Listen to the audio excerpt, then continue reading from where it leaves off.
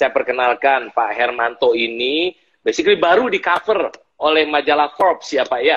Banyak sekali orang-orang yang pintar, punya ide-ide hebat, kreatif, tapi dia maunya leha-leha, nggak bisa sukses. Ya, work smart Pak katanya. Jangan work hard, work smart katanya. Entar dulu, work hard dulu. Baru work smart, ya nggak Pak Hermanto?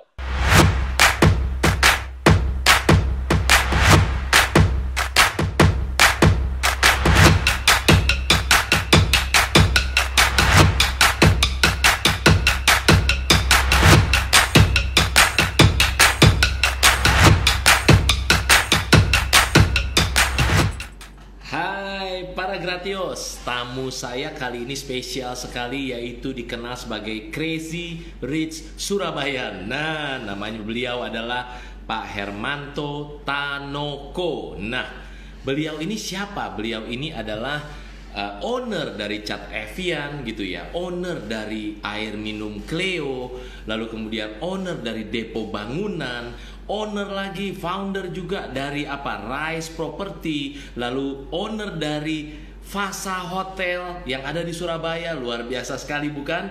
Nah, yuk yang siap mau belajar dari Pak Hermanto Tanoko. Ini orang luar biasa sekali. Kita siap-siap mau belajar. Ayo katakan siap belajar. Siap belajar dari kota mana? Ayo Anda ketik ya, Anda ketik. Siap belajar dari kota mana? Kita cek dulu apakah audio semua oke ya. Kalau udah oke, siap-siap kita tunggu. Pak Hermanto akan Coach Johannes Kepali akan undang sebentar lagi ya.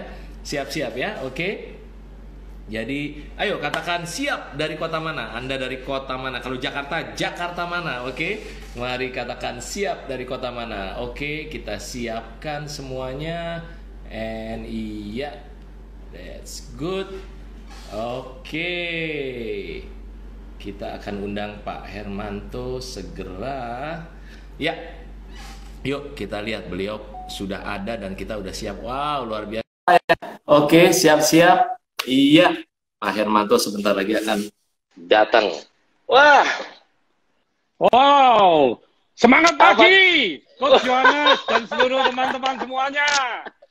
Semangat luar Semangatnya biasa mesti ya. pagi terus ya. Aduh, Pak Hermanto ini luar biasa sekali. Bajunya merah, semangatnya luar biasa gitu ya. Apa kabar Pak Hermanto? Kabar luar biasa. Luar biasa. Saya juga luar pandemi, biasa disayang kita Tuhan. harus iya. benar-benar punya semangat mental yang kuat. Ya. Siap. Betul, keren banget ini Pak. Pak Hermanto, ini saya kenalkan dulu nih buat semua yang lagi join, yang baru join gitu ya. Sambil bilang, siap belajar dari kota mana? Ya, siap belajar dari kota mana? Nah, jadi tadi saya perkenalkan Pak Hermanto ini basically baru di cover oleh majalah Forbes ya Pak ya. Betul ya? Luar biasa pasti kisah hidupnya ini. Dan wawancaranya kan kurang lebih cuma 1 jam ya. Dan sangat singkat karena by Zoom juga, nggak pernah ketemu. Nggak taunya 2-3 minggu kemudian masuknya di cover. dan title-nya sangat beautiful. Title-nya menurut saya sangat beautiful gitu ya. Ya, sangat profesional, Coach. Iya, betul. Forbes itu sangat profesional karena iya. semua yang dia tulis itu saya lihat, wow, dalam 1 jam dia bisa dapatkan demikian banyak ya. Wow, jadi saya perkenalkan dulu ini Pak Hermanto. Banyak yang sudah kenal. Tapi Pak Hermanto Tanoko ini adalah owner dari Cat Evian. Ya. Banyak yang tahu Cat Evian. Owner juga dari air minum Cleo. Ya Pak ya, nanti dibenarkan kalau ada yang kurang ada yang tambahin. Lalu Bapak ini juga owner dari Depo Bangunan, ya kan? Terus owner lagi dari apa lagi? Rise Property. Nah, belum cukup. Apa Pak? Sunrise Property, iya. Terus apalagi? Beliau ini juga basically apalagi tuh? Banyak banget nih. Bapak bahkan kemarin cerita ke saya tuh bisnisnya sampai 100 lebih ya Pak ya? Bisnisnya ya Pak ya? Kalau bisnisnya saat ini kami ada holdingnya Tankop, membawai 8 subholding dan 36 bisnis unit. Nah, kalau PT-nya ratusan karena di setiap bisnis unit itu ada yang cabangnya 160, ada yang cabang 90, ada yang pabriknya 27. Jadi setiap bisnis unit itu cabangnya banyak. Ini suaranya bisa didengar nggak ya suara saya? Kita tanya aja langsung. Yuk, yang lagi nonton, apakah suara oke? Kalau oke bilang suara oke gitu ya. suara oke, suara Coach Charles oke. Kalau saya dengar Pak Hermanto oke banget, suaranya oke banget. Ya, jadi kita tunggu nanti. Mereka biasanya agak delay sedikit tuh. Oke ya. Tadi ada yang bilang saya baru beli saham Cleo katanya. Wah Pak, baru beli saham Cleo. Mantap. TBK. Investasi. Ya. Luar biasa, luar biasa. Pak Hermanto ya tuh semua bilang jelas, semua bilang oke. Pak, jadi pertanyaan pertama saya adalah Pak Hermanto, sebelum Bapak jadi hari ini, gitu kan ya? Sebelum hari ini, cerita awalnya hidup Bapak itu kayak gimana? Jadi istilah saya itu your previous life. Karena kita perlu belajar, Pak. Sebelum Bapak jadi hari ini, jangan orang lihatnya tuh Bapak hari ini gitu kan. Belajar dulu, ngelewatin prosesnya tuh gimana gitu ya, Pak ya. Coba Pak cerita singkat, Pak. Kita mau dengar, Pak. Ya, jadi memang kalau mengenai cerita kehidupan tidak lari dari orang tua saya ya. Jadi memang papa saya ini waktu kena peraturan PP 10 tahun 60 itu jatuh bangkrut karena tidak boleh berusaha, semua rumah, kendaraan dijual, dan akhirnya dengan uang yang sangat sedikit karena harganya kan jatuh banget, itu tunggu kapal itu nggak datang-datang, kan mestinya mau kembali lagi ke China nggak datang-datang. Akhirnya papa memutuskan untuk tinggal di Gunung Kawi, di emperanya wihara, selama kurang lebih 6 bulan. Jadi 6 bulan itu tinggal di tikar. Bersama dengan 4 anak. Nah, setelah itu papa tinggal lagi di rumah mertua selama kurang lebih... Pak Hermanto udah ada di 4 anak itu nggak? Belum, saya belum lahir. Oke, siap. Berapa saudara Pak total? Total 5, saya yang kelima. Waktu itu sudah 4 anak sudah lahir. Ya. Terus papa pindah ke rumah mertua, yaitu nenek saya selama 1 tahun lebih. Tapi karena feeling nggak terlalu nyaman, jadi akhirnya papa memutuskan pada tahun 62 itu pindah ke Malang. Di Malang itu sewa satu rumah yang ukurannya itu hanya 1,5 kali 9 meter. Itu bekas kandang ayam. 1,5 kali 9. Wow. Itu bekas kandang ayam. Ya, jadi lantainya itu nggak ada lantai, masih pakai tanah. Nah, saya lahirnya di sana. Wah, berarti anak kandang ayam boleh Pak ya? Dari kandang ayam jadi Crazy Rich Surabayan gitu ya. Wah. Iya, jadi memang itu kehidupan yang tidak mungkin bisa kami lupakan sekeluarga. Iya. Kehidupan yang benar-benar mulai dari nol lagi gitu ya. Terus ceritanya Papa bisa akhirnya bangun pabrik cat itu gimana? Versi singkatnya itu, Pak Hermanto. Nah, jadi Papa dengan pengalaman kena PP 10 itu kan benar-benar hidup dalam waktu 2 tahun, itu kalau berjalan aja selalu menunduk, tidak berani ngelihat orang, karena kalau melihat orang takut nanti dikira mau pinjam uang. Papa juga selama 2 tahun tidak pernah menerima undangan atau ulem-ulem. Ya. Jadi Papa ini benar-benar berpesan kepada kami semua anak-anaknya, jangan menjadi orang yang malas, jangan menjadi orang yang miskin, ya. Karena kalau kita itu menjadi orang yang miskin, itu nilai kita itu tidak ada.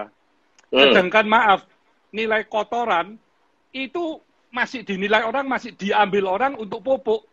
Kalau kita sudah miskin itu tidak ada harganya. Jadi harus mempunyai pemikiran-pemikiran yang kreatif, yang inovasi, yang punya diferensiasi yang jelas, yang bisa membantu masalah-masalah kalau pelanggan kita, dan harus kerja keras. Kerja keras itu semua omong kosong. Jadi, Bapak ini bukan orang pertama yang saya dengar rumus sukses itu harus kerja keras. Mungkin udah orang ke puluhan ribu lah udah gitu. Betul, karena Pak. Banyak sekali orang-orang yang pintar, punya ide-ide hebat, kreatif. Tapi dia maunya leha-leha, nggak bisa sukses. Ya, work smart Pak katanya. Jangan work hard, work smart katanya. Entar dulu, work hard dulu. Baru work smart, ya nggak Pak Hermanto? Iya, harus semua kombinasi, semuanya harus ada. Betul. Serta konsisten. Terus, ya. Jadi, terus akhirnya gimana Pak? Dari tahun 62 itu mendapat penawaran opportunity untuk sewa toko di Wetan Pasar Malang. Nah, sewa toko itu ukurannya 1,5 meter kali 13. Kecil sekali gitu ke belakang ya. Karena itu jalan untuk menuju rumah dari pemilik gang-gang tersebut. Jadi ternyata karena gang, ini tidak bisa dibuat Polowijo. Toko Polowijo itu toko yang hasil bumi, terlalu kecil. Nah, akhirnya karena papa ini punya reputasi yang baik, jadi dibuatlah toko cat, dan catnya itu dititipi oleh 2 teman baik papa. Jadi akhirnya berjualan cat dengan cat titipan, karena nggak ada modal kan, nggak ada modal. Iya. Dan papa sangat kreatif. Papa bisa mencampur 12 warna cat-cat import itu menjadi warna-warna sesuai dengan pesanan konsumen. Itu papa belajar otodidak.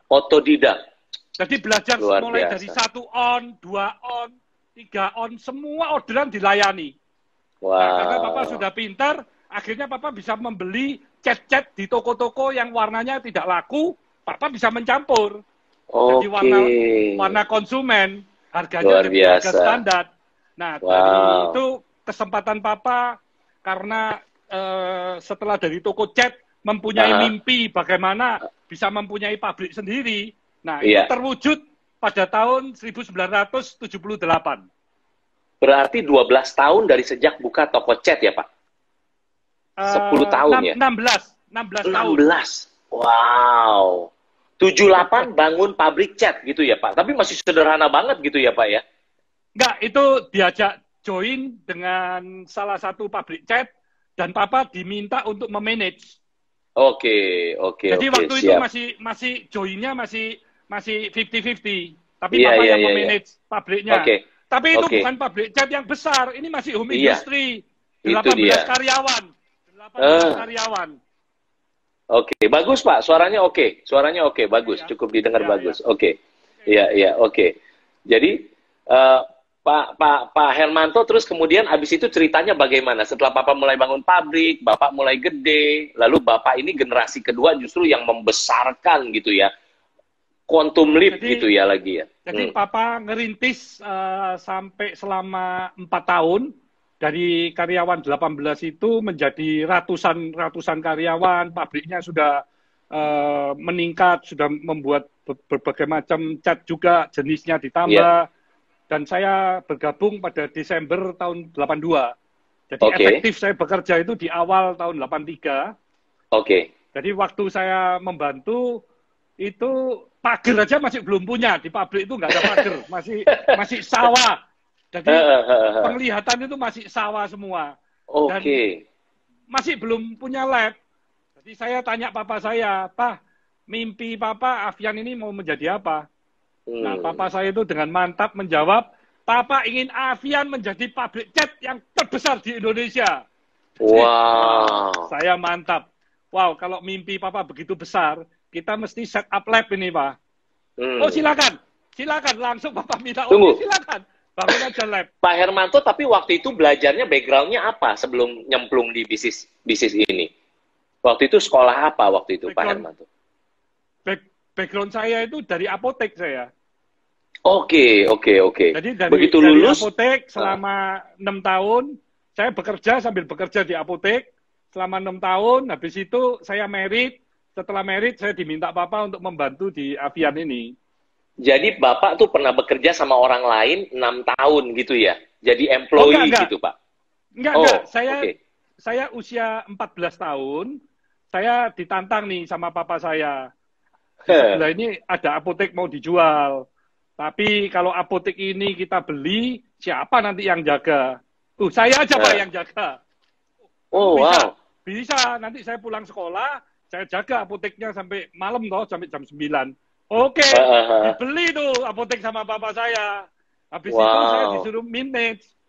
Saya diminta memanage apotek itu, apotek yang mati. Benar-benar kusem, obatnya semua hampir expired. Jadi 1 hari itu cuma 1 resep. Karyawan saya ada 15. Jadi saya ngomong, wow, ini benar-benar very tough. Tapi saya secara naluri, karena saya mulai kecil kan sudah diajak ke toko ya, bapak-bapak ya. Diajak ke toko Palen, saya ada di toko cat. Jadi saya sesungguhnya sudah ada background untuk melayani di toko itu sejak pulang sekolah saya sudah disuruh bantu toko. Nah, jadi saya waktu itu saya punya mimpi, gimana nih apoteknya ini supaya jadi yang terame di Kota Malang. Wah, saya harus melihat benchmark ke apotek-apotek yang ada di Malang. Ada 3. Saya datengin, saya bawa resep kosong, saya tanya harga, saya cek, berarti saya tahu tuh keuntungan apotek itu berapa. Terus melayani orang, saya detiin, saya menitin. Oh, melayani orang berapa menit, ini berapa menit. Nah, semua setelah saya dari 3 apotek itu, kenapa apotek 3 itu rame, saya sudah tahu. Karena dari sisi harga, dari pelayanan, obatnya lengkap. Jadi saya punya seperti SWOT analisa ya kalau sekarang. Bagaimana saya punya weakness ini bisa menjadi strength. Kan saya punya harga paling mahal harganya. Saya minta ke papa saya, Pak, saya mau minta tambahan modal. Loh, untuk apa? Semua pembelian ke PBF mau saya kasih cash. Dari cash pada tahun 76 itu saya mendapatkan diskon 15-20%. Itu semua mau saya berikan ke konsumen. Sehingga harganya paling murah, tapi keuntungan kita nggak berkurang. Keuntungannya tetap. Tapi harganya paling murah. Dikasih modal sama Papa. Itu pemikiran Pak Hermanto tuh dari umur 16 udah mikirnya kayak gitu ya, Pak? 14. Ya. Nah, terus yang kedua, saya nggak lengkap. Obat nggak lengkap bagaimana? Obat nggak lengkap, saya hubungan dengan apotek yang rame-rame, yang bisa memberikan saya special price, diskon, saya kerjasama. Nah, itu berarti kalau ada obat saya nggak lengkap, saya langsung tempelin. Tapi pelanggan saya nunggu kan lama. Saya beli sepeda motor bekas. Saya ngomong ke pelanggan saya, kalau kamu ada resep, telepon aja. Resep saya ambil, obat saya kirim, gratis. Nggak usah bayar. Nah, mereka senang. Jadi saya solve the problem, kelemahan-kelemahan saya jadikan kekuatan. Terus obat bebas di bawah ini, wah, image-nya toko obat itu paling murah. Saya ngomong, ini semua saingannya harus toko obat, karena ini obat bebas. Bukan saingan dengan apotek. Harganya semua harga toko obat. Nggak untung saya. Semuanya itu nggak untung. Tapi orang kalau yang tapi orang bebas, jadi beli. Ngelihat harga-harga. Iya, dia di etalase, dia ngelihat, harganya murah-murah semua. Dia bingung. Beli susu, beli apapun murah harganya toko obat. Saya nggak untung dari sana. Jadi apotek saya itu dalam waktu yang relatif singkat sudah ramai sekali. Jadi memang saya ini ingin segala sesuatu itu kalau bisa yang the best-nya, nomor 1. Bagaimana caranya? Nah, itu mesti you lihat SWOT analisa, terus membuat strategi-strategi inisiatif, strategi-strategi apa yang bisa memenangkan persaingan tadi. Jadi kembali waktu di Avian pun saya setelah membuat lab, terus saya membuat merekrut kemis dan seluruh tim. Nah, saya belajar cat itu setiap hari saya belajar. Saya kan nggak ngerti cat sebelumnya. Saya belajar terus. Cat itu apa sih? Gimana cara nyampur? Jadi saya sehari-hari berkecimpung di cat terus sampai saya jadi expert di bidang cat. Dan saya waktu itu ngomong, ini kalau belajarnya seperti ini terlalu lama. Saya hire expatriate aja. Expatriate dari Amerika, dari Eropa. Saya kasih project. Dia saya suruh datang ke Indonesia. Saya kasih project selama 3 bulan, selama 6 bulan, project itu harus selesai. Tapi setiap hari saya belajar sama dia. Saya suruh tinggal di rumah saya. Begitu tinggal di rumah, makan malam, saya tanya terus. Jadi saya belajarnya non-stop. Jadi belajarnya sangat singkat. Sehingga waktu di Avian itu pada tahun 86, berarti setelah saya kurang lebih 3 tahun, saya mau membuat bahan baku cat sendiri. Itu udah ada itu di Indonesia masih belum ada yang buat. Saya mau membuat resin sendiri, alkyd resin, emulsion resin, akrilik resin. Itu harus memakai reaktor karena panasnya 260 derajat, dipolimerisasi sendiri. Saya sendiri yang berangkat ke Korea itu. Saya belajar ke Korea. Selama kurang lebih beberapa bulan, waktu di Korea, pabrik mesinnya saya ngomongin, Pak, saya lihat you punya pabrik ini sangat potensi kalau buat pabriknya di Indonesia. Bagaimana kalau kita GV aja, joint venture, membuat mesin, pabrik mesin di Indonesia. Pabrik saya terus bertumbuh, saya akan beli terus mesin dari perusahaan GV tersebut. Boleh. Dia mau, boleh. Oke, mau ya, mau.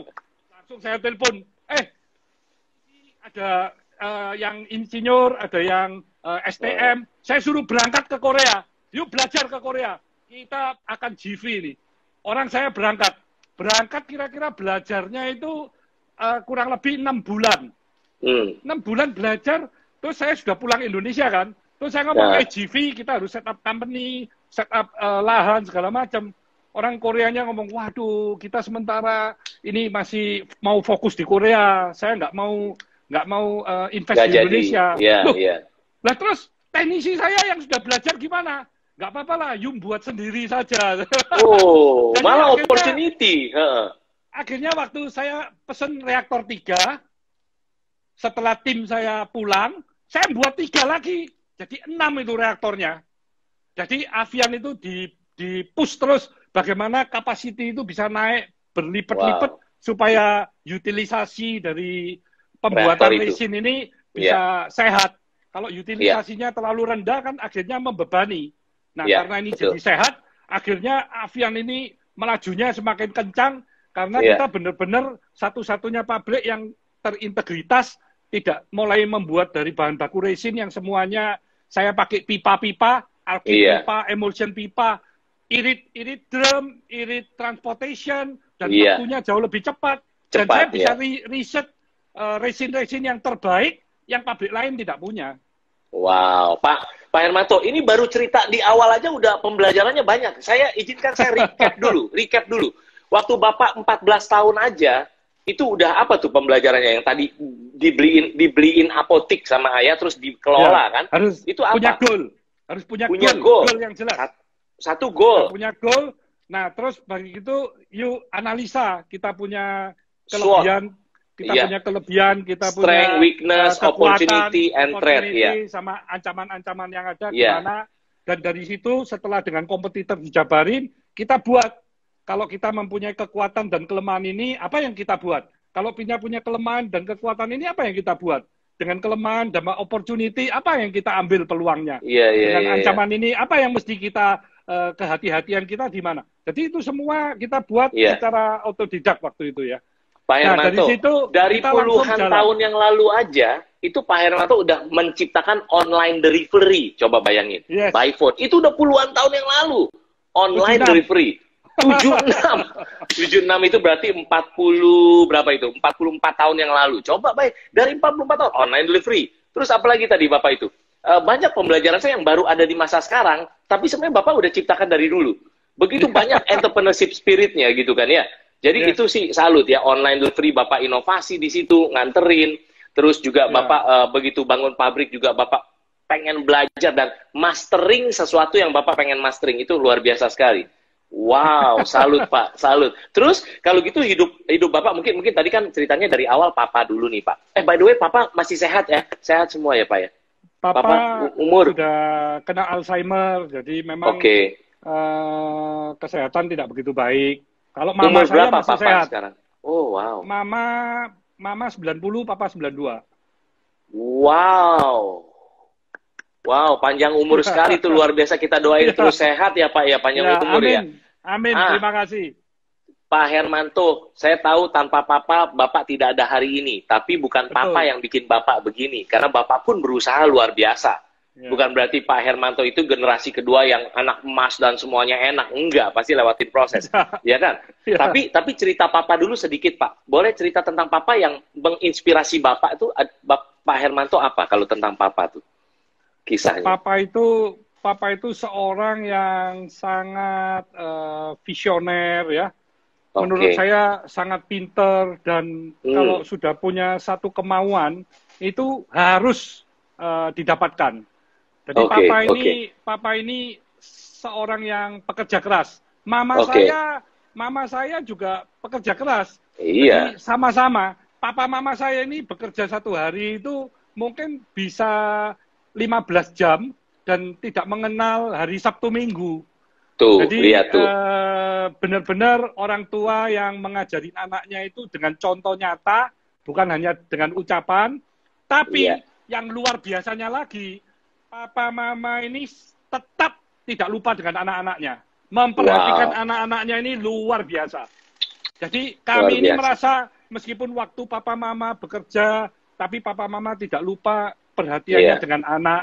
Anak-anak. Ya. Sehingga saat ini kami dengan bangga boleh bicara anak-anak papa, cucu-cucu papa, semuanya ini menjadi pengusaha yang mempunyai reputasi luar biasa, reputasi baik. Tidak ada yang kena narkoba, terus yang berjudi, terus yang nakal-nakal, tidak ada. Semuanya baik-baik semua. Itu yang luar biasa, didikan dari papa mama. Iya, luar biasa. Pak Hermanto, by the way itu yang mau jadi entrepreneur. Tidak pernah foya-foya, karena hidup kami ini sederhana. Jadi pendapatan kami naik mau berapa kali lipat, ribuan kali lipat, berapa kali lipat. Gaya hidup saya ini tetap aja.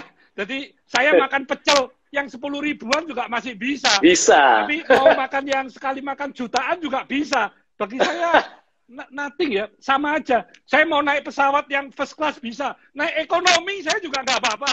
Jadi bagi saya itu semua bukan sesuatu yang menyakitkan. Jadi kami ini dari nol, kita bisa posisi sekarang, kita mau kembali nol lagi, tidak ada masalah.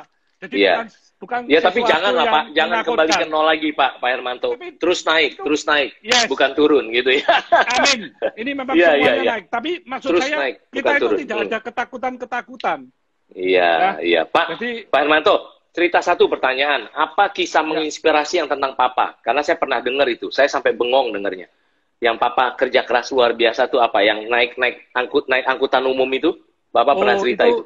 Itu waktu wedding diamond Papa yang ke-60, itu kan saya ingin memberi hadiah Papa ini sebuah buku autobiografi Papa. Nah, waktu itu kan saya sendiri yang menginterview Papa. Gimana mulai merintis bisnis avian, kenapa Papa di rumah sudah punya rumah ribuan meter persegi, toko cat nomor 1 di Malang, punya mobil Perancis, Peugeot, punya mobil Gemini, semuanya sudah ada. Tapi Papa ke pabrik naiknya bus. Naik busnya bawa makanan untuk pagi, untuk siang, untuk sore. Setiap hari berangkat jam 4 pagi, jam 5 pagi. Pulangnya juga malam. Kenapa Pak saya ngomong gitu? Nah Papa saya baru cerita. Ya itu kan avian masih ngerintis bisnis itu kan gimana kita bisa ngasih contoh ke seluruh orang kalau kita ini juga hidupnya hemat, bagaimana perusahaan ini bisa berkembang, bisa make money dulu, baru kita bisa expand, jangan expand dulu. Dan Papa waktu naik bis segala itu nggak pernah ketinggalan segala. Oh ya enggak, karena Papa berangkatnya kan pagi. Tapi ya kalau gangguan banyak. Hah, gangguan apa Pak? Loh ya kalau naik bus kan Papa duduk duluan, tapi kadang-kadang sampai Singosari, kadang sampai Lawang, ada preman-preman anak muda-muda naik bus. Cino, naik, bangkit, aku kata longgo. Ya Papa saya ngomong, loh saya berdiri aja sudah, anak-anak muda itu biar duduk lah. Loh, Papa kok bisa sampai kayak gitu? Papa terus kok gak naik mobil? Loh, ngapain? Masa setiap hari ketemu ambek berandalan-berandalan gitu? Kan ya tidak mungkin loh setiap hari ketemu. Ya itu saking apes saya. Waduh itu saya, setelah Papa pergi itu saya benar-benar nangis. Saya ngomong gila, Papa saya ini nyimpen rahasia demikian lama, tidak pernah cerita. Jadi saya waktu nulis buku Papa itu saya nangis terus. Saya baca nangis, jadi 10 kali saya nangis. Nanti Coach Johannes saya kirimin buku Papa ya. Siap. Bapak udah terima buku saya ya, Business is Fun ya? Sudah. Terima kasih. Itu papanya Bapak menginspirasi, Pak Hermanto pun menginspirasi. Ini buku Business is Fun nih Pak. Nanti ini basically kita bagiin gratis buat Anda yang lagi nonton. Kalau Anda mau buku ini nih isinya 7 strategi praktis bagaimana bikin bisnis kita profitable dan autopilot gitu ya. Jadi bisnis makin menguntungkan dan autopilot itu loh. Bisnis bisa jalan sendiri, pemilik bisnis bisa jalan-jalan. Nanti di akhir Coach Johannes kasih tahu caranya. Kita belajar dulu dari Pak Hermanto nih. Pak, izinkan saya sharing satu kalimat, karena saya belajar dari cerita Bapak bagian awal ini. Yaitu begini, tentang jadi entrepreneur. Tentang kisah Bapak, tentang kisah ayahnya Bapak gitu ya. Jadi entrepreneurs adalah hidup bertahun-tahun. Ini selalu menguatkan saya nih Pak, waktu kita lagi mau bangun bisnis segala macam. Entrepreneurs adalah, pengusaha adalah, hidup bertahun-tahun seperti kebanyakan orang tidak mau. Siapa yang mau naik bus dari pagi sampai malam pulang, Sabtu Minggu masih kerja, betul kan Pak? Iya. Nggak ada yang mau. Koma tapi, untungnya kalimatnya koma Pak Hermanto. Koma, tetapi entrepreneurs adalah hidup yang tadi, bagian A adalah bertahun-tahun seperti kebanyakan orang tidak mau. Nggak ada orang mau hidup seperti entrepreneur yang berjuang luar biasa, kerja keras kayak gitu. Tapi koma. Namun, sepanjang hidupnya, bisa hidup seperti kebanyakan orang tidak bisa. Jadi kayak Papa, kayak Pak Hermanto, ya kan? Itu bisa hidup seperti kebanyakan orang tidak bisa. Tadi yang Bapak cerita, yang bisa menikmati kualitas hidup lebih baik. Betul ya Pak ya? Ya. Nah, itu makanya... Jadi, ya, silakan Pak. Jadi luar biasa. Memang luar biasa sekali Papa itu. Ya. Tapi Pak Hermanto, sekarang kita saya mau belajar bukan dari Papa aja. Justru mau belajar dari orang di depan saya ini. Siap ya, orang di depan saya ini. Ayo Pak, siap ya. Jadi Pak Hermanto, kalau Bapak lihat ya, kan orang ngalamin turning point gitu ya. Turning point itu titik balik di mana dia loncat quantum leap gitu. Saya tahu hidup Bapak Tuhan selalu bikin selalu naik dan bukan turun. Bisnisnya selalu dibuat berhasil gitu ya Pak ya. Yes. That's good. Yes. Tapi poin saya adalah pasti ada turning point dalam hidup Bapak, ya kan? Dalam hidup Bapak ini Pak Hermanto, yang bikin Bapak tuh jadi boom, quantum leap. Apa yang bisa di-sharing ke kita semua Pak? Sehingga kita bisa belajar, oke, kita mesti ngalamin turning point itu. Titik balik gitu loh Pak. Kalau dalam berbisnis, turning point yang saya alami itu waktu krisis tahun 1998. Oke. Jadi waktu itu benar-benar sangat menakutkan. Saya terpaksa mengirim anak saya yang masih kecil-kecil itu untuk sekolah di Australia, di Perth. Oke. Saya melihat, waduh, kenapa kok bisa Indonesia ini demikian karena kerusuhan itu ya dan sebagainya. Sosial politik. Sebelum kerusuhan, saya kirim waktu bulan 2, bulan 3, karena US dollar ini sudah tidak masuk akal lagi. Betul. Rupiah kan melemah sampai ke 15.000 waktu itu kan. Betul. Jadi saya merasa pekerjaan sudah jelek sekali. Nggak bisa dagang, nggak bisa segala ya. Jadi ekonomi benar-benar kolaps. Nah, di situ memang satu kejadian yang tidak mungkin bisa kita lupakan. Kejadian terulang lagi saat ini nih, tahun 2020 ya. Tapi tahun 2020 ada sedikit beda lah dengan 98 ya. Kalau 98 itu dalam waktu hampir 1 tahun itu US dollar kan turun terus. Tapi kelebihannya di 98 tidak ada masalah dengan kesehatan, tapi sosial politik. Pada waktu itu sosial politik ya. Jadi itu yang sangat-sangat membuat perubahan dari kehidupan kami, meskipun karena anak-anak saya kan jadi keluar negeri semua, jadi saya akhirnya karena dengan istri saja bekerja. Jadi bekerjanya kalau dulu sampai jam 5, jam 6, sekarang sampai malam-malam. Saya bekerja sampai malam-malam karena memang karena krisis dan juga karena anak sudah nggak ada, ya sudahlah kita kerja aja. Jadi apa yang mesti bisa dikerjakan, kita kerjakan. Nah, belajar dari krisis yang itu, which is sekarang juga krisis ya Pak ya.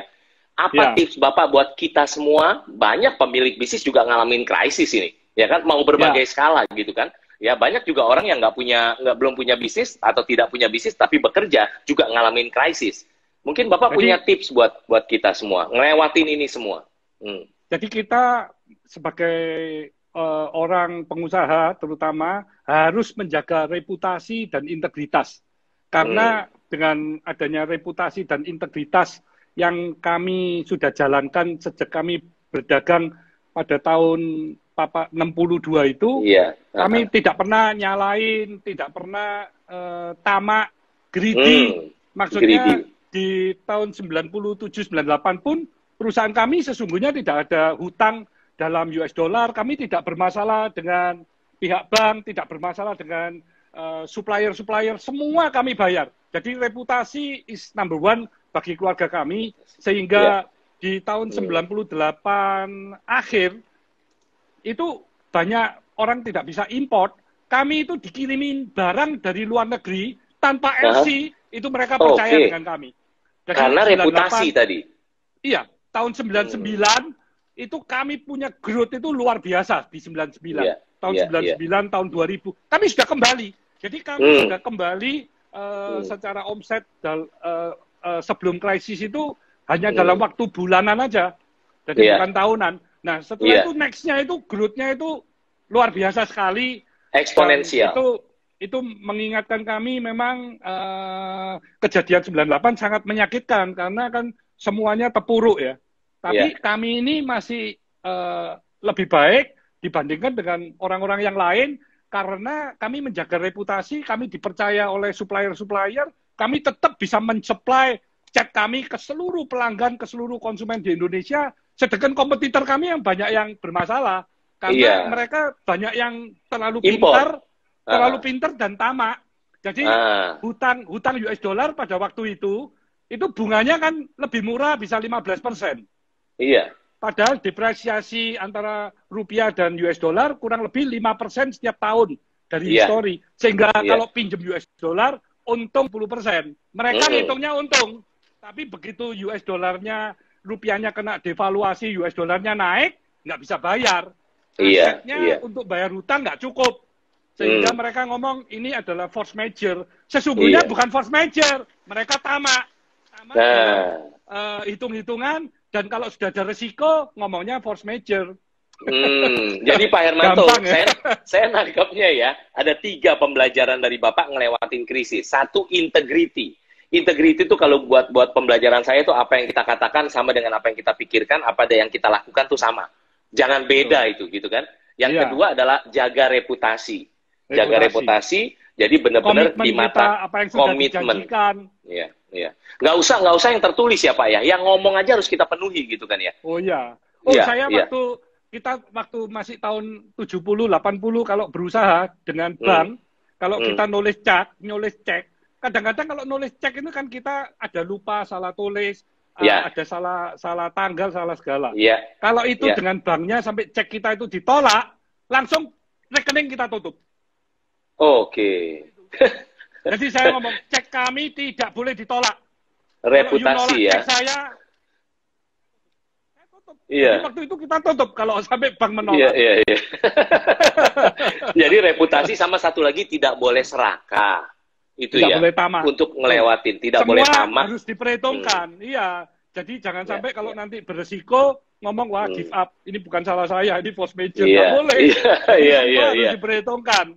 Iya, Pak Hermanto, ini yang nonton kita ini yang lagi sama-sama belajar, ada beberapa tipe orang, minimal ada 3 tipe orang Pak Hermanto. Yang pertama adalah tipe orang yang belum punya bisnis, tapi di hatinya mau bangun bisnis. Tapi belum mulai-mulai nih, mau bangun bisnis belum mulai-mulai, udah. Ya, dia punya idenya atau dia belum punya idenya, pokoknya belum mulai aja.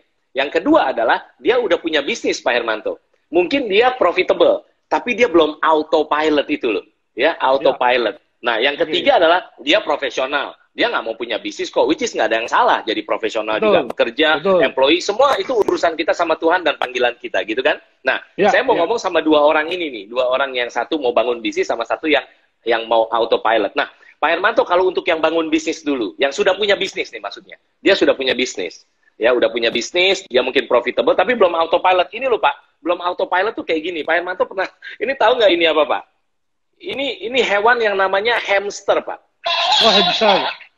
Saya nyebutnya, makanya pesannya jangan jadi hamsterpreneur. Iya. Harus jadi entrepreneur sejati. Ya. Seperti Pak Hermanto Tanoko. Nah, nah ini kenapa ini jangan jadi hamsterpreneur? Karena buat Anda yang punya bisnis, jangan jadi hamster. Sibuk banget, luar biasa. Tapi ternyata muter di situ aja, duit banyak. Tapi nggak punya karunia memiliki. Tapi nggak punya karunia menikmati. Itu kan Pak ya? Nah, pesan Bapak buat pemilik bisnis yang punya bisnis, dia memang ngalamin krisis. Tapi sebelum-sebelumnya dia bisnisnya profitable, tapi belum punya waktu bebas. Belum bisnisnya autopilot. Semuanya masih dia. Bapak boleh kasih saran buat pemilik bisnis yang belum autopilot? Yang pertama, mesti minta bantuan kepada Coach Johannes sebagai mentor. Waduh, luar biasa ini Pak Hermanto nih. Aduh, aku nggak suruh ngomong begitu loh. Mentor ini penting ya. Kalau dia masih belum bisa, ya paling gampang cari mentor supaya dia dimentoring kan cepat. Cuman berapa bulan sudah bisa. Betul. Business coach ya Pak di Gratio gitu ya. Oke, mentor. Siap. betul. Yang kedua Pak. Kedua gimana pertanyaannya tadi? Untuk pemilik bisnis, bagaimana supaya bisa bukan cuma profitable tapi autopilot tadi. Biar bisnisnya bisa semakin maju. Jadi harus berani untuk mendelegasikan, untuk memberi kepercayaan, dan memang harus kasih ilmu-ilmunya supaya dia juga bisa berjalan sendiri. Seperti sekarang saya ini kan semua bisnis saya juga sudah berjalan sendiri. Kan saya sudah tidak di operasional. Saya cuma meeting, saya cuma meetingnya hal-hal strategi saja. Iya. Nah, itu kelihatannya mudah buat Pak Hermanto. Maksudnya sudah di level itu, autopilot. Cuman orang yang masih lagi belajar, maksudnya dia udah punya bisnis ya. By the way, yang datang di Gratio kan kliennya mulai dari yang triliunan loh, Pak. Ada loh. Bersyukur, nah, maksudnya kita bersyukur sekali. Ownernya tuh rendah hati sekali mau belajar di Gratio, punya bisnis coach di Gratio, practical business coaching di Gratio ya. Itu udah 2 triliun lebih dan sebagainya. Sampai yang imut gitu loh, belajar gitu kan. Kasih tips Pak, bagaimana kok bisa autopilot? Coba dari Pak Hermanto tuh gimana? Itu tadi yang pertama delegasi hubungi Coach Yohanes. Yang kedua harus delegasi ya. Delegasi. Dengan delegasi kan akhirnya dia bisa memegang hal-hal yang lain. Iya. Apa tips Bapak untuk bisa delegasi? Banyak orang takut delegasi, Pak. Nanti kalau delegasi diajarin. Berani untuk memberi kepercayaan kepada orang lain. Itu. Dan belum tentu hasilnya nanti lebih jelek loh. Karena kalau dia masih muda, pikiran-pikiran inovasinya juga banyak, dan dia ingin juga sukses, akhirnya dia malah bisa punya pikiran-pikiran yang lebih kreatif, ya, yang bagus, nggak ada masalah. Iya. Kan banyak orang Pak, kita masih di bawah kontrol, kan masih kontrol kita. Bukan kita lepas, ya kan? Iya betul. Iya. Mungkin saya tanya ke Coach Yohanes saja. Johannes ini kan sangat terkenal dengan bukunya yang Business is Fun gitu ya. Nah itu kiat-kiatnya gimana? Iya. Untuk bisa memberikan ini pencerahan kepada kita semua ya. Terus yang kedua yang banyak banget tanyakan bisnis autopilot yang selalu Coach bicarakan juga di Business is Fun itu ada batasan mengenai revenue minimum harus berapa nggak? Atau nggak ada? Kecil pun bisa. Kalau kecil pun bisa, dia untuk gaji orang aja nggak cukup kan? Nggak bisa dong di autopilot kan kalau terlalu kecil ya. Pasti ada batasannya kan? Iya betul. Ini kenapa jadi saya yang diinterview? Saya jawab cepat aja ya.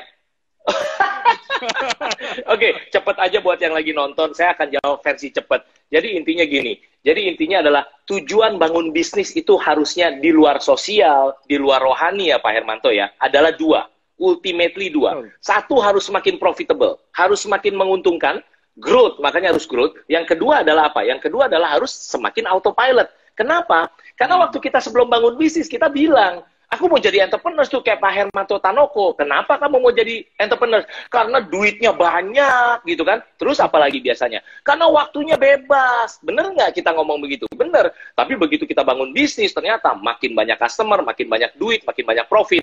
Justru kita jadinya tanda kutip seperti dibudakin oleh bisnis kita. Berarti kita terlalu di bisnis. Dan tidak punya waktu untuk melakukan apa yang kita mau. Nah, makanya harus profitable dan autopilot. Nah, level awalnya autopilot, ya kan, Pak Hermanto tahu lah, ini saya bukan yang ngajarin Pak Hermanto. Level awalnya autopilot. Autopilot itu kan pesawat terbang kan, waktu kaptennya bilang autopilot, dia kan nggak ninggalin pesawatnya. Waktu kapal laut itu kan, nakodanya nggak tinggalin kapal lautnya, enggak. Dia tetap ada di kokpit. Tapi dia tidak pegang kendali lagi. Dulu dia semuanya harus pegang kendali, gitu loh. Jadi level satunya, dia mulai bisa mundur, dia kasih orang mulai pegang kendali. Yang tadinya hanya dia yang bisa. Betul ya Pak Hermanto ya? Betul. Level satunya, lama-lama dia punya waktu, pertama tentu bisa buat keluarganya, bisa buat dirinya, bisa buat sosial, keagamaan, dan sebagainya. Oke. Yang kedua, dia bisa semakin berpikir strategik. Ya dong Pak, bisa ngelihat kiri kanan kapal yang lain. Itu level satunya. Tapi yang menarik Pak Hermanto, kita ketemu level 2-nya justru yang makin seru. Yaitu, di kapal itu, kan si nakoda udah nggak pegang, nggak kayak film Johnny the Kway Tiao Man loh. Bapak pernah nonton bertahun-tahun yang lalu ya Pak ya? Pak Hermanto ya? Pernah. Johnny the Kwetiau Man. Wah, itu kalau yang belum nonton harus cari itu. Johnny the Kwetiau Man. Itu mengubah banget hidup Anda. Cuman film pendek 7 menit, tapi mengubah hidup Anda. Johnny the Kwetiau Man. Nanti balik lagi. Nah, ada level 2-nya kan Pak Hermanto, yaitu begini. Di kapal laut tersebut, ternyata ada lukisan Mona Lisa yang si nahkodanya bisa geser, lalu ada tombol merahnya gitu loh Pak, kayak di movie-movie. Lalu dia pencet tombol merahnya, ternyata di dalam kapal dia, kebuka ada helikopter kecil Pak. Dia naik helikopter, lalu dia terbang kemanapun dia mau. Ke pulau, mau lihat kemana, itu kapal lautnya tetap jalan sendiri. Itu level 2-nya kan Pak Hermanto. Level 3-nya terus kemudian dia ngelihat gini, loh kok kapalku bisa jalan sendiri, ngasilin duit banyak penumpangnya. Ini kapal pesiar ceritanya. Terus aku udah tahu jalanin kapal pesiar. Kenapa aku nggak bikin kapal pesiar yang lain? Dapatlah dia duit makin banyak, tapi makin banyak waktu. Lalu dia bilang gini, seperti Pak Hermanto, kenapa bisnisnya harus kapal pesiar doang? Aku mau bisnis invest yang lain lah, investor yang lain atau diversifikasi usaha. Ya kan kayak Pak Hermanto kan? Itu singkatnya. Udahlah Pak, jangan saya yang ngomong, mendingan Bapak yang ngomong, orang ini waktunya lagi interview Bapak. Pokoknya kalau Anda mau autopilot, udah pelajari dari buku ini atau datang ke Gratio Business Workshop lah Pak Hermanto ya. Jadi online Zoom dan jangan jadi hamsterpreneur. Betul. Jangan jadi hamsterpreneur. Tidak mau belajar, bisa kena stroke.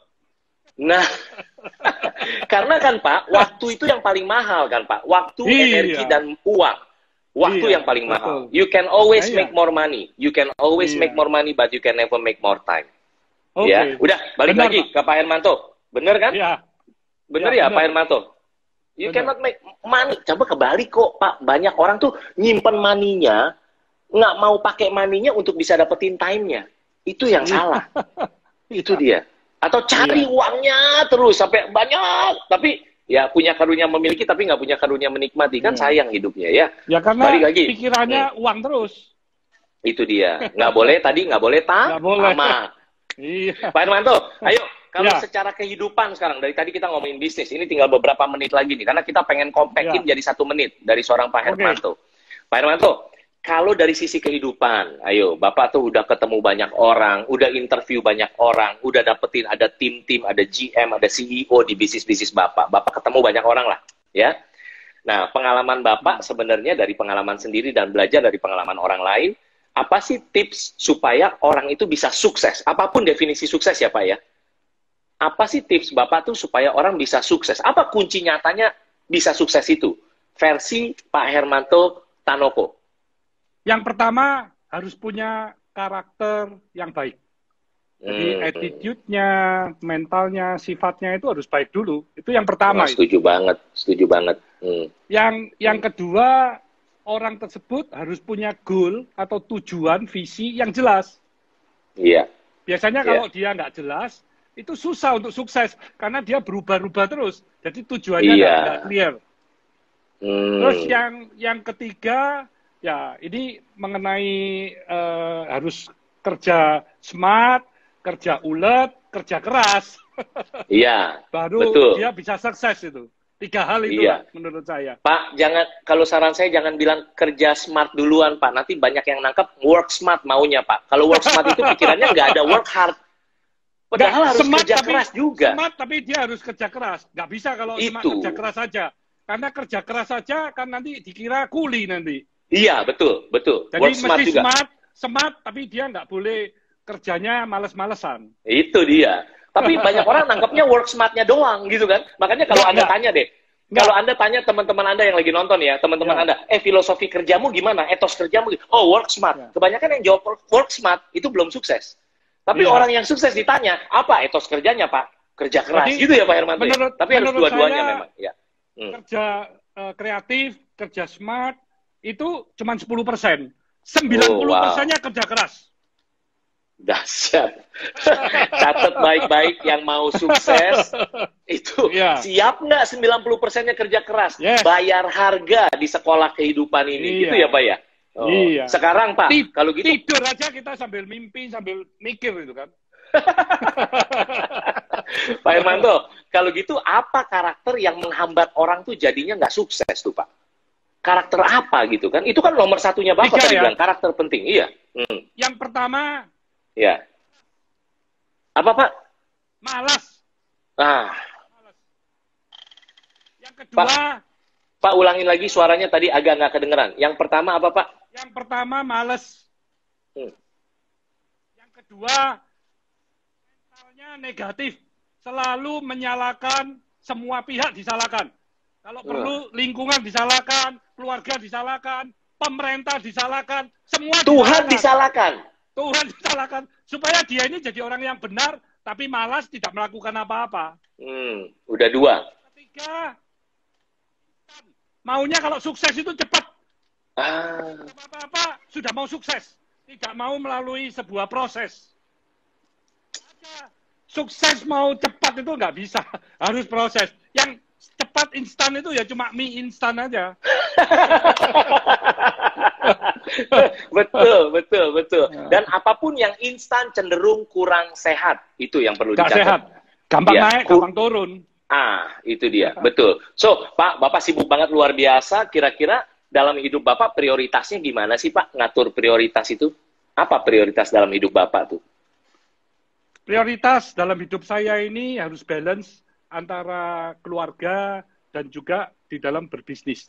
Iya. Jadi kita tidak boleh hanya memikirkan bisnis saja, tapi keluarga nomor 2. Jadi kadang-kadang kalau banyak pengusaha, banyak konglomerat yang punya uang, dia kalau nyekolahkan anak di luar negeri, dia pikir kasih uang, kasih apartemen, kasih facility yang bagus, itu sudah cukup. Not enough. Not enough. Karena anak kita ini butuh perhatian kita, butuh kontak secara terus-menerus. Bayangin, anak saya waktu sekolah semua di luar negeri, itu setiap hari istri saya itu telepon setiap hari. Padahal itu belum ada WA loh. Masih interlokal, masih mahal. Dan setiap bulan istri saya datang. Setiap bulan. Iya. Luar biasa. Mungkin maksudnya buat yang mendengarkan penting. Kalau belum punya privilege seperti Pak Hermanto bahwa bisa setiap bulan datang ke luar negeri, ya nggak harus ngelakuin itu gitu kan Pak. Yang penting bangun hubungan perhatian. Makanya gitu kan, saya cuma kasih 2 aja ke anak-anak saya waktu sekolah. 4 anak saya. You mau sekolah jurusan apa saja bebas. Tapi tempatnya cuma di 2 kota saja. You mau di Surabaya atau di Perth. Perth Australia itu cuma 3 jam. 3 jam dari Bali. Iya. Beda waktunya cuma 1 jam. Beda waktu sama Bali bahkan. 2 pilihan. Jadi akhirnya anak saya sekolahnya di Perth semua. Oke, Pak Hermanto, kalau versi saya bagiin prioritas, kalau saya boleh sharing ya Pak. Saya bilang ke anak-anak saya ini udah dari 200 tahun yang lalu saya cerita. Jadi saya cerita, ingat ya nak, family is number 1. Saya cerita begitu kalau saya boleh sharing. Family is number 1. Cuman saya pikir saya udah keren waktu itu. Anak saya yang SD nanya, Dad, kalau family number 1, Tuhan nomor berapa, Dad? Wah, saya salah ngomong kalau gitu kan. Terus saya ingat Tuhan kasih hikmat. Family is number 1, tetap keluarga nomor 1. Tapi God, Tuhan itu segalanya. Gitu kan ya. Tuhan itu segalanya, lebih besar dari God is everything. Ditanya lagi, kalau gitu prioritas bisnis Daddy gimana? Bisnis nomor berapa, Dad? Saya nggak bilang bisnis nomor 3. Saya bilang family is number 1, God is everything, business is fun. Nah, itu. Jadi prioritas ketiga, tapi itu fun juga gitu kan ya. Itu, Pak Hermanto, ini pertanyaan cepat aja ke Bapak karena waktunya udah mau selesai sebentar lagi, terus masih banyak yang nanya, mau buku ini gimana gitu ya. Nanti terakhir. Nah, jadi Pak Hermanto, kalau Bapak kita doain panjang umur dan sebagainya, pasti sehat terus panjang umur ya. Nah, bahagia juga kita doain begitu. Dan makin berdampak ke banyak orang ya. Nah, pada saat Bapak nanti seorang Pak Hermanto Tanoko umur 80 tahun. Pada saat seorang Pak Hermanto umur 80 tahun. Kira-kira waktu Bapak bercermin, Bapak mau ngomong nasihat apa buat seorang Hermanto yang umur 80 tahun? Maksudnya biar yang lain dengar bisa belajar tentang sekolah kehidupan ini. Amin ya. Amin kalau memang bisa diberkati usia yang panjang. Tapi saya tetap dengan usia yang panjang, saya tetap bisa memberi banyak makna, manfaat ke banyak orang. Jadi jangan sampai saya nanti lumpuh atau tidak bisa melakukan apa-apa, percuma. Sehat terus, Pak. Sehat dan bagaimana bisa memberi manfaat ke banyak orang. Nah, untuk itu di usia saat ini pun saya tetap menjaga kesehatan. Jadi menjaga kesehatan itu sangat penting karena itu untuk tabungan waktu di hari tua. Jangan sampai hari tua tapi kita sudah stroke atau sudah lumpuh kan percuma. Betul. Betul. Jadi itu pesannya Bapak ya, harus salah satunya pesan jaga kesehatan. Karena gini loh, Anda bisa ganti bisnis, ya kan? Anda bisa ganti sepatu, Anda bisa ganti jam tangan, Anda bisa ganti rumah, tapi Anda nggak bisa ganti tubuh Anda loh yang seumur hidup. Berarti kita harus take care of our health, ya. Very good. Pak, boleh izinkan saya sebelum nanti Bapak terakhir ya, izinkan saya jelaskan ini dulu Pak, ya. Jadi ini Pak Hermanto juga lagi baca gitu ya, luar biasa. Udah nonton Johnny the Quail Man bertahun-tahun lalu, ya. Jadi ini buat Anda yang mau buku ini nasional bestseller, Pak Hermanto kita lagi translate ini ke bahasa Inggris biar bisa masuk di Amazon.com, Amazon Kindle Pak. Waduh, mesti dibantu kayaknya, mesti dibantu sama translator ya. Ini Inggris aja susah karena bahasanya praktikal sekali nih gitu kan. Jadi ini buat Anda yang mau cuma 3 langkah. Langkah pertama adalah Anda follow Instagramnya Coach Johannes G. Pauli, yaitu Johannes G. Pauli dan Pak Hermanto Tanoko. Follow ya, yang pertama ya. Ada 3 langkah doang. Langkah yang kedua adalah, untuk dapat buku ini gratis, ada 3 langkah. Langkah kedua adalah, lalu Anda akan DM saya, DM tuh direct message, atau kirim pesan, DM di Instagram Johannes G. Pauli, bukan di Pak Hermanto, di Johannes G. Pauli. Terus DM-nya isinya cuma 4 info doang kok, gampang. Nama saya Coach Johannes G. Pauli, dari Gratio Practical Business Coaching, tapi singkatnya adalah Coach YGP, atau Coach YGP. Jadi Coach YGP Hermanto Tanoko. Jadi nanti tim saya tahu Anda dari acara ini. Yang kedua, nama lengkap Anda. Ketiga, nomor WhatsApp Anda. Keempat, email Anda. Udah itu aja. Jadi Anda cukup DM 4 info. Coach YGP Hermanto Tanoko, nama lengkap Anda, email Anda, WhatsApp Anda. Itu aja. Lalu langkah ketiganya, nanti tunggu. Besok tim saya akan ngelihat semua DM-DM yang masuk banyak. Yang beruntung akan di DM langsung sama tim Gratio. Dan Anda akan dapat buku ini gratis dikirim ke alamat Anda. Oke? Wah, mantap. Siap ya? Siap, Pak Hermanto. So, beberapa menit terakhir, kita pengen benar-benar dengar dari seorang Pak Hermanto gitu ya. Kira-kira kalau cuma satu pesan yang sangat bermanfaat buat kita yang lagi nonton gitu, Pak. Baik tentang sekolah kehidupan, baik tentang bisnis, apa yang dari seorang Pak Hermanto tuh yang begitu Bapak sharing, wow ini bermanfaat banget. Kira-kira apa yang Bapak mau bagikan? Wisdom, your wisdom gitu kira-kira. Atau pegangan Bapak apa sih gitu? Tularkan kesuksesan kepada satu orang, maka kita akan merubah nasibnya. Tapi tularkan kesuksesan kita kepada masyarakat, maka kita akan merubah nasib bangsa. Wow. Maka dari itu, saya selalu sharing, saya juga punya Hermanto Tanoko YouTube channel, baru dibuat tanggal 20 Juni yang lalu. Siap. Jadi Subscribe. Karena banyak yang minta, ya saya ngomong oke lah, saya ngeluangin waktu, saya akan sharing-sharing di YouTube saja, karena di situ kan saya bisa banyak bercerita. Jadi hari ini saja saya juga di syuting, ya silakan, saya punya waktu, saya bagilah. Jadi supaya dalam tujuan hidup saya untuk menciptakan 1 juta entrepreneur itu bisa melalui bisnis usaha saya, bisa melalui yayasan, nanti bisa melalui sekolah yang nanti saya bangun, nanti juga bisa melalui sosial media. Jadi Pak Hermanto, semuanya saya lakukan. Kenapa salah satu life goal-nya Bapak pengen menciptakan 1 juta entrepreneurs? Kenapa itu? Karena singkatnya, saya mulai dari kecil kan sudah dididik menjadi entrepreneur, dan saya melihat Indonesia ini kekurangan entrepreneur. Kita ini terlalu banyak employee. Jadi bagaimana kalau entrepreneur ini semakin banyak, itu UMKM, pengusaha-pengusaha semakin kuat, semakin solid ya. Tentunya produk-produk di Indonesia ini juga banyak produk-produk yang nasional. Jadi bukan hanya produk-produk import, sehingga devisa yang ke luar negeri juga akan kita bisa saving banyak. Sehingga Indonesia akan menjadi negara yang sangat kuat, menjadi negara yang super power. Jadi kita bisa mandiri, tidak tergantung dari negara lain. Itu dari orang kita sendiri yang harus berubah mindset-nya ya. Iya, dan kenapa kok ada IG Live ini? Karena begitu saya dengar Bapak mimpinya mau bangun entrepreneurs,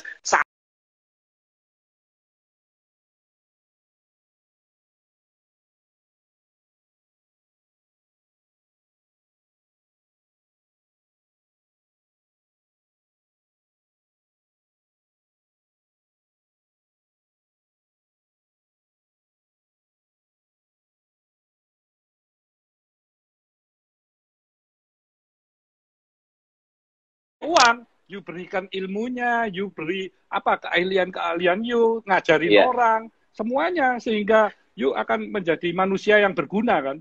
Betul, karena jadi entrepreneur itu dampaknya kemana-mana, karena dampaknya ke keluarga dia, dia punya karyawan, dampaknya ke keluarganya, lalu kemudian ke customernya, ke suppliernya, akhirnya menjangkau banyak orang luar biasa. Saya support life goal-nya Pak Hermanto Tanoko. Ya, jangan 1 juta lebih bahkan gitu ya. Ini tinggal kerjasama pasti Pak, collaboration. Jadi entrepreneur perlu mentor dari Coach Yohanes dong. Siap.